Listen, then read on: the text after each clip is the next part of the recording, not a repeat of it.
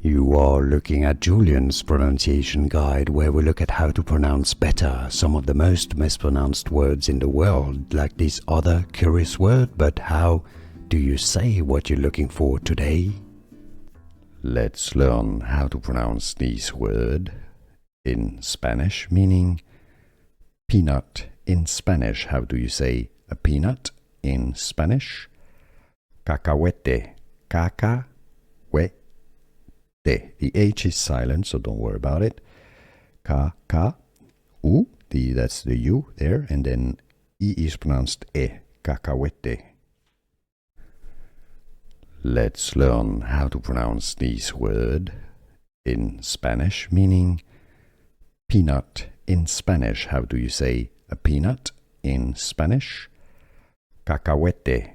Cacahuete. The H is silent, so don't worry about it.